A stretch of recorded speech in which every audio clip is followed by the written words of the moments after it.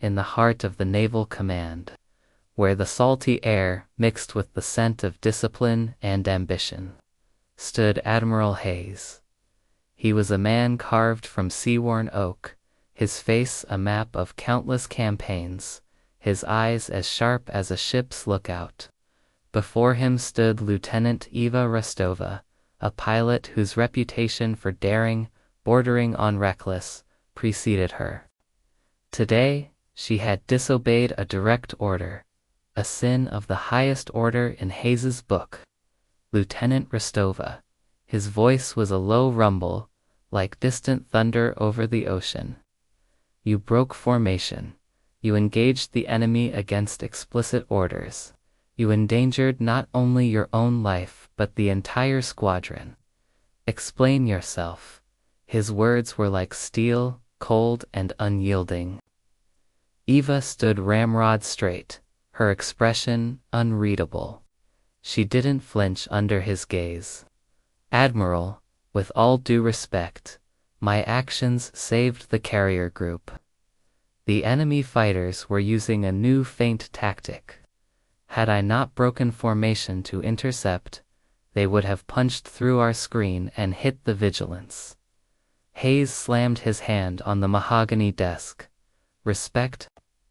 You speak of respect after such flagrant insubordination. Your job is to follow orders, not to play the hero. Your instincts are a liability, Lieutenant. This isn't some back-alley brawl. This is war, governed by rules, by command. He paced the room, his frustration palpable. I've seen pilots like you before, full of fire, believing you're invincible, but you're not. One day, your luck will run out, and your recklessness will cost lives. Maybe a taste of the brig will instill some discipline.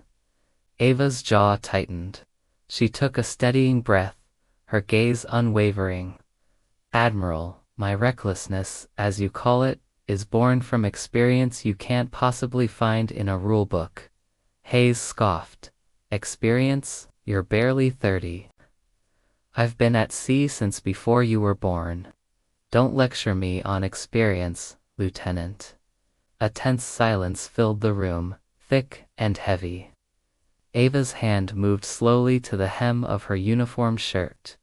Permission to demonstrate the nature of my experience, sir? Hayes stopped, intrigued despite his anger. He gave a curt, dismissive nod. Proceed.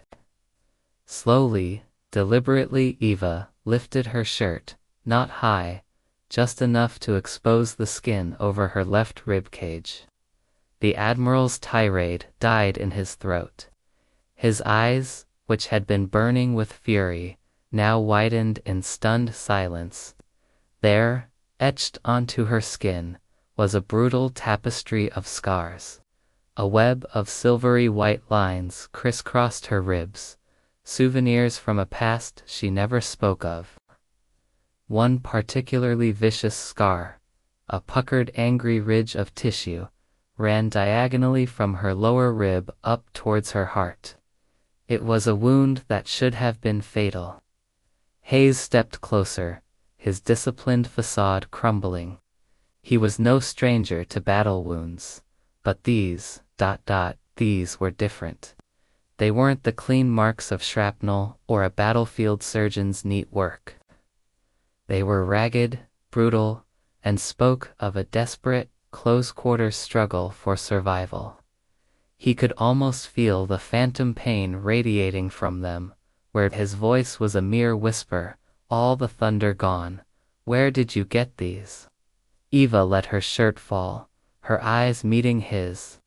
The defiance was gone, replaced by a quiet, steely resolve. Before I was a pilot, sir. Before the academy. I was a resistance fighter in my occupied homeland. I was 15 when I got these. They were a gift from an interrogation room. I learned to read an enemy's intentions not from a radar screen, but from the shift in their eyes right before they struck. I learned that sometimes, the only rule is to survive. The Admiral sank into his chair, the air leaving his lungs.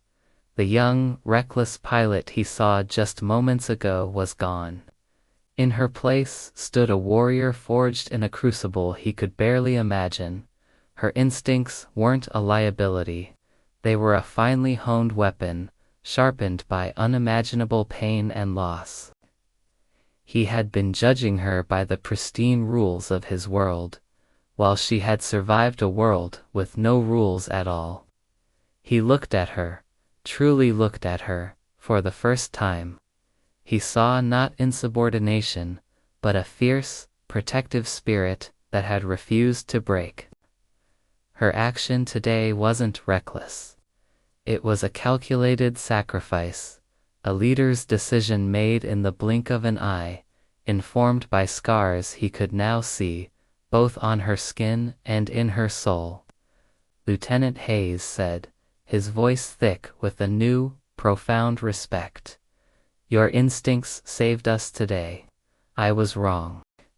He cleared his throat, the words heavy but necessary. Your file will be amended. A commendation for exceptional bravery and tactical brilliance.